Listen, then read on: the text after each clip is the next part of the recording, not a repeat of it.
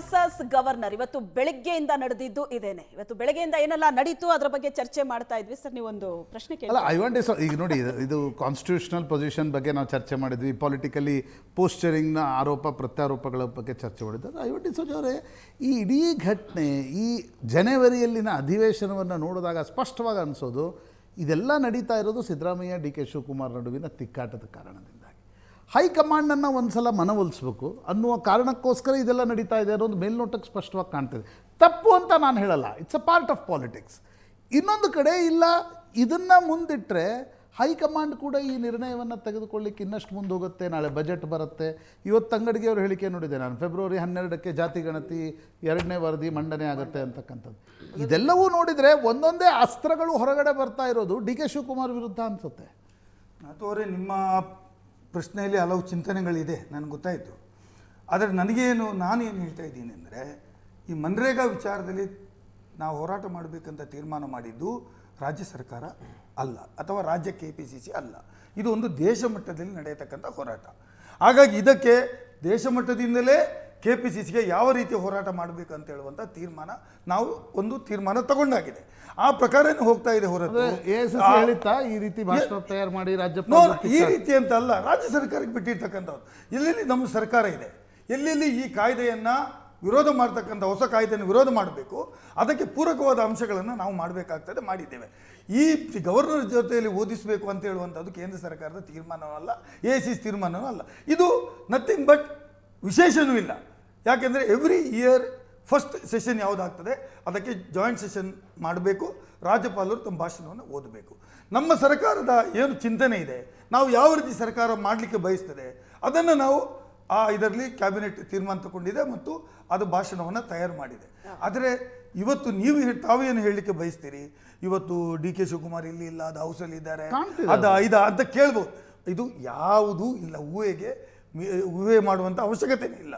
Because ಇದು ನಾವು centrally ತೆಗೆದುಕೊಂಡಂಥ ತೀರ್ಮಾನ. ಎಲ್ಲ ರಾಜ್ಯಗಳಲ್ಲಿ ಹೋರಾಟ ನಡೀತಾ ಇದೆ, ಎಲ್ಲ ಬೀದಿಗಳಲ್ಲಿ ಹೋರಾಟ ನಡೀತಾ ಇದೆ.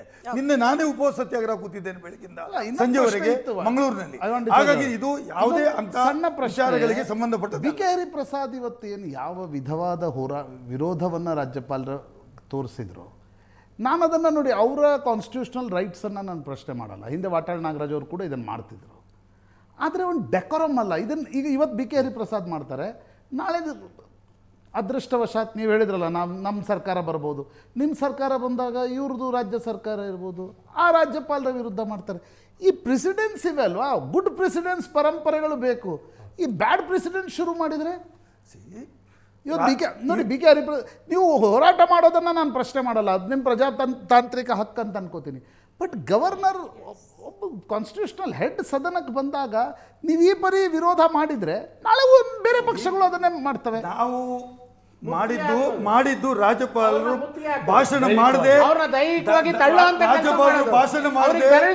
ನಡೆದದ್ದು ರಾಜ್ಯದ ಚರಿತ್ರೆಯಲ್ಲೇ ಪ್ರಥಮ. ಇನ್ನು ಕರ್ನಾಟಕ ರಾಜ್ಯದ ಚರಿತ್ರೆಯಲ್ಲಿ ರಾಜ್ಯಪಾಲರು ಈ ರೀತಿ ಬಂದು ಭಾಷಣ ಮಾಡದೆ ಹಿಂದಕ್ಕೆ ತಂದದ್ದು ಪ್ರಥಮ. ಹಾಗಾಗಿ ಪ್ರಥಮವಾಗಿ ಈ ರೀತಿ ಒಂದು ನಾನು ಕಳೆದ ಎರಡನೇ ಬಾರಿ ಶಾಸಕನಾಗಿದ್ದೇನೆ, ನಾವು ಎಂದೂ ಕಂಡಿಲ್ಲ ರಾಜ್ಯಪಾಲರು ಇಂತಹ ನಡೆಯನ್ನು ನಾವು ಕಂಡಿಲ್ಲ. ಹಾಗಾಗಿ ಆಕ್ರೋಶ ಅದು ಸರಿಯಾದ ನೀವು ಮಾಡಬೇಕಿತ್ತು ಅಂತ ಹೇಳುವ ಉದ್ದೇಶನೇ ಬಿ ಕೆ ಹರಿಪ್ರಸಾದರ ತಲೆಯಲ್ಲಿ ಇದ್ದದ್ದು ಹೊರತು ಬೇರೆ ಏನಿಲ್ಲ. ಅಲ್ಲಿ ಏನೂ ಆಗಿಲ್ಲ. ರಾಜ್ಯದ ಮುಖ್ಯಮಂತ್ರಿಗಳು ಎರಡೂ ಸದನದ ಸ್ಪೀಕರ್ ಮತ್ತು ಸಭಾಪತಿಗಳು ಮತ್ತು ಲಾ ಮಿನಿಸ್ಟರ್ ಅವರನ್ನ ಕರ್ಕೊಂಡು ಬಂದಿದ್ದಾರೆ. ಗೌರವಯುತವಾಗಿ ಅವರ ಕರ್ಕೊಂಡು ಈಗ ಹಲವಾರು ದಾಖಲೆಗಳನ್ನ ನಾನು ಮಾಡಿದ್ದೀನಿ ಅಂತಕ್ಕಂಥ ಒಂದು ಮಾತನ್ನು ಹೇಳ್ಕೊಳ್ತಕ್ಕಂಥ ಮಾನ್ಯ ಮುಖ್ಯಮಂತ್ರಿಗಳು ಇವತ್ತು ನಮ್ಮ ರಾಜ್ಯದ ಇತಿಹಾಸದಲ್ಲೇ ಒಂದು ಕರಾಳ ಇತಿಹಾಸವನ್ನು ಸೃಷ್ಟಿ ಮಾಡಿದಂಥ ಒಂದು ದಾಖಲೆಯನ್ನು ಸಹ ಇವರು ಬಿಟ್ಟರು. ಒಂದು ಕಡೆ ವಿಶೇಷ ಗ್ರಾಮ ಸಭೆ ಕರೆದು ಅಲ್ಲಿ ಮನ್ರೇಗಾವನ್ನು ಒಪ್ಕೊಂತಾರೆ, ಇವತ್ತು ಕಲಾಪದಲ್ಲಿ ಬಂದು ಅದಕ್ಕೆ ವ್ಯತಿರಿಕ್ತವಾಗಿ ನಡ್ಕೊಂತಾರೆ. ಸರ್ಕಾರದ ಇಬ್ಬಂದಿತನಕ್ಕೆ ಈ ರಾಜ್ಯದ ಜನತೆ ಸರಿಯಾದ ಒಂದು ಪ್ರತಿಫಲವನ್ನು ಕೊಡ್ತಾರೆ. ಕಾಂಗ್ರೆಸ್ ಸರ್ಕಾರ ತನ್ನ ನಿಜವಾದ ಮುಖವನ್ನ ಇವತ್ತು ಬಯಲು ಮಾಡ್ಕೊಂಡಿದೆ. ಇವತ್ತು ರಾಜ್ಯಪಾಲರಿಗೆ ಸದನದಲ್ಲಿ ಆದಂಥ ಅಪಮಾನ, ಶಾಸಕರು ಅವ್ರ ಮೇಲೆ ದೈಹಿಕವಾಗಿ ಹಲ್ಲೆ ಮಾಡಿರುವಂಥದ್ದನ್ನು BJP ತೀವ್ರವಾಗಿ ಖಂಡಿಸುತ್ತೆ. ಇದನ್ನು ಸಭಾಧ್ಯಕ್ಷರು ಮತ್ತು ಸಭಾಪತಿಗಳು ಆ ಶಾಸಕರನ್ನ ನಾಳೆ ಬೆಳಗ್ಗೆ ಸದನದಿಂದ ಹೊರ ಹಾಕುವಂಥ ಕೆಲಸವನ್ನು ಮಾಡಬೇಕು.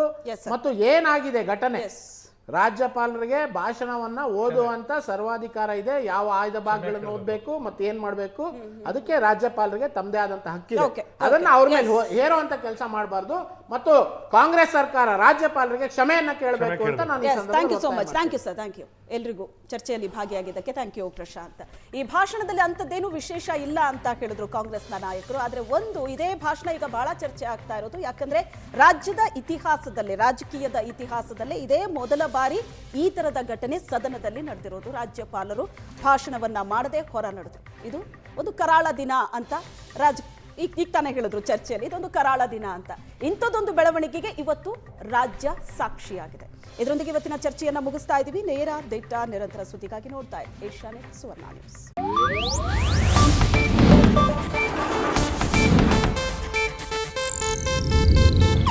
ಇದು ಏಷ್ಯಾನೆಟ್ ನ್ಯೂಸ್ ನೆಟ್ವರ್ಕ್ ಪ್ರಸ್ತುತಿ.